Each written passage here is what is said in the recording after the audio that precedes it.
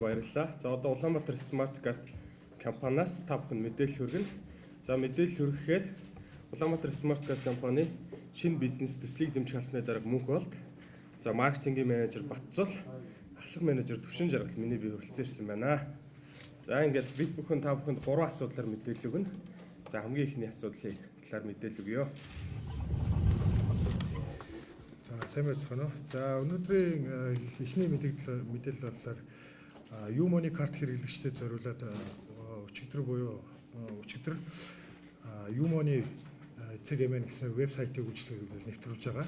За энэ вебсайтын үйлчлэгээ маань ямар зорилготой вэ гэхээр иргэдэд одоо Юмоны картын хэрэглээний төлбөрийн одоо дэлгэрэнгүй мэдээллийг харуулах, за болон бусад одоо Юмоны карттай үйлчлэгээтэй холбоотой бусад одоо дэлгэрэнгүй мэдээллүүдийг авахын болцоо нь бол бүрдэж байгаа. За тэгэхээр хэрэглэгчид маань вебсайтаа гишүүнээр илсээд өөрсдийнхөө ашиглаж байгаа Юмоны картын 16 оронтой одоо картын дугаарыг холбосноор төлбөрийнхаа дэлгэрэнгүй мэдээллийг харах боломжтой байгаа. За дэлгэрэнгүй мэдээлэл гэдэгт нь болохоор мэдээж бол хаана ямар автобус тээврийн хэрэгсэл суусан, ямар чиглэл зорчсон, аль буудал дээрээс буусан, за хэдэн цагт төлбөр хийсэн бэ гэх мэтчлэн одоо ийм мэдээллүүдийг бол бүрэн авах болцоо нь бол бүрдэж байгаа.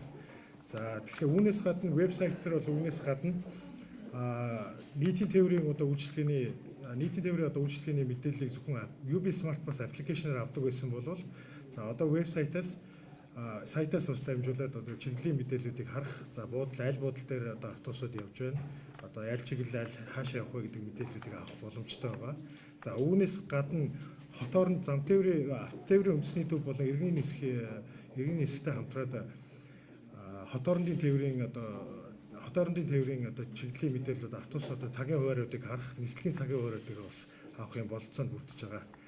За тэгээд үүний дараагаар 11 сард багтаагаад Юмоны одоо вебсайтынхаа аппликейшн мобайл хөлбөрөөр бол нэвтрүүлэхээр зорж байгаа. Мобайл хөлбөр бол Android, iOS гэсэн хоёр хөлбөр дээр бол гарна. За энэ дээр бол яг Android хэрэглэгчдийн хувьд бол вебсайтаас ялгаатай тал нь болохоор NFC одоо функцээр дамжуулаад төлбөрийнхаа картынхаа бодит үлдэгдлийг бол шууд шалгах бол болцоотой болж байгаа. За энэ дээр мөн одоо дэлгэрэнгүй мэдээлэл бас харах болцоотой болж байгаа.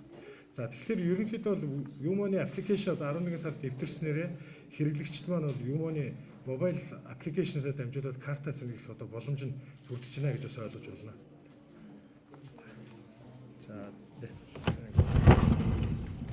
За Улаанбаатар сайн байцгаана бүгдээрээ. За Улаанбаатар Smart Card компаниас нийт оюутнуудын дунд You Can Change видео контент бүтээх уралдааныг албан ёсоор эхлүүлсэн байгаа. За бүртгэл энэ сараас эхэлсэн. За 25-ыг буюу маргааш шиг дуусах болохоор байгаа. Тэгэд ямар учиртай уралдаан бэ гэхээр зэрэг оюутнууд өөрсдийн за бүтээл сэтгэлгээгээ гарган за видео бүтээгээд манад ирүүлнэ гэсэн. За Улаанбаатар Smart Card-аас бүртгэсний дараагаар тэдгээр багуудын ирүүлсэн видеогийн албан ёсны пэйжтэй тавих юм байна. Тэгэхээр шалгаруулах зарчим нь болохоор зэрэг тэдгээр шеэрлэгдсэн видеог тавигдсан видеог лайк шеэрээр за үзэгчдийн одоо хамгийн их хандлт авсан багийн видеог шалгаруулах юм байна. Ерөөсөө хоёр шаттай. Эхний шатанд нийт багийн видеог тавьсны дараагаар хамгийн их лайк шеэр авсан 5 багийг топ буюу шилдэг 5 багийг аваад за 5 багаас дахин видео контент бүтээгээд хамгийн их бас лайк шеэр авсан багийг ялагчаар тодруулахаар байгаа. За шагналын сангийн хувьд бол 1-р байр 3 сая төгрөг байгаа. За 2-р байр 1 сая төгрөг. За 3-р байр бол 500 сая төгрөгийн тус шагналтай байгаа. Тэгээд бүртгүүлэхийг хүсэж байгаа оюутнууд за Улаанбаатар Smart Card-ийн байр буюу за Улаанбаатар Шилэн банк, зоос хоёул Улаанбаатар Шилэн банкын манай төв байран дээр хэрэглэгчийн төвд ирэн за анкет бүглэм бүртгүүлэх боломжтой байгаа. За дараагийн мэдээлэл манай Улаанбаатар Smart Card-аас бас хэрэгжүүлж байгаа. Энэ онд хэрэгжүүлэх ажлыг бас тайлгнаа. За 3 дахь мэдээлэл маань болохоор ерөнхийдөө гэрээ засгийн одоо үйл ажиллагааг сайжруулах, за бусад одоо Юмоны одоо манахаас хэрэгжүүлж байгаа UB Smart Pass аппликейшны одоо талаар мэдээлэл хийх гэж байна. За тэгэхээр иргэдээс бол одоо бид нар өнгөрсөн жилээс ахуулаад одоо судалгаа хийж ирсэн юмнууд байгаа. Ерөнхийдөө UB Smart Pass аппликейшнийг одоо сайжруулах дараагийн хөлбөр гаргах дээр бол нэлээдгүй олон одоо судалгаа сайжруулалтыг бол хийхэд бэлэн болсон байгаа. За өчигдөр Android UB Smart Pass-ын Android хөлбөр бол өчигдөр сторууд дээр бол шинжилсэн хөлбөр буюу 2.19 гэсэн хөлбөр бол гарсан байгаа. За ингэснээр энэ шинэ гарсан хөлбөр маань өмнөх хөлбөрөөс ялгаатай тал нь бол нэгдүгürt бол хурдны хувьд бол сайжруулалтууд хийгдсэн байгаа. Тэгэхээр иргэдээс маань ирж байгаа одоо мэдээлэл удаан гарч байна, харагдахгүй байна гэсэн одоо мэдээлэлүүд маань бол бүрэн одоо сайжирсан байгаа гэж ойлгож болно. Дээрээс нь чиглэлийн мэдээлэл дээр нөгөө автобусны явж байгаа одоо аль буудал дээр явж байгаа гэдэг байршлыг айконоор харуулдаг байсан.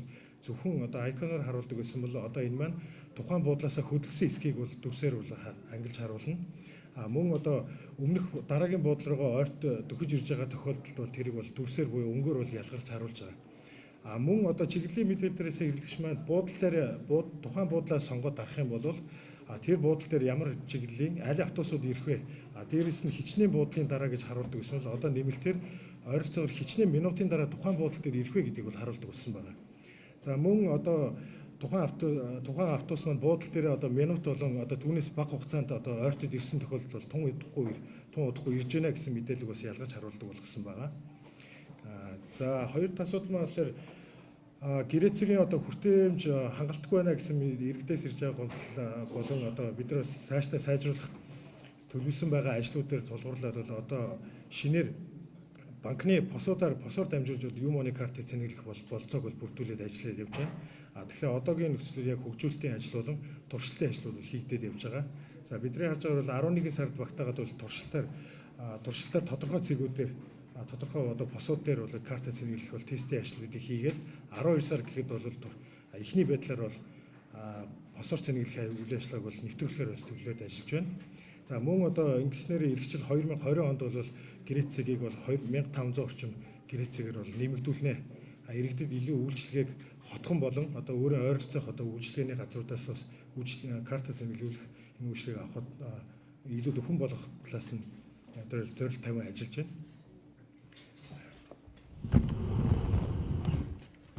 За тэгэхээр та бүхэн юу дундуур зураас Моны эцгийн мэн вебсайтанд бүртгүүлээд картынхаа дэлгэрэнгүй мэдээллийг зорчилтыг одоо холбогдох мэдээллийг аваарай гэж нэгтэн хэлж байна.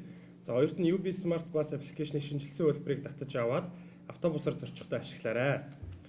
За яг одоо өнөөдрийн мэдээлэлээсэнтэй холбоотой та бүхнээс асуулт байвал авъя.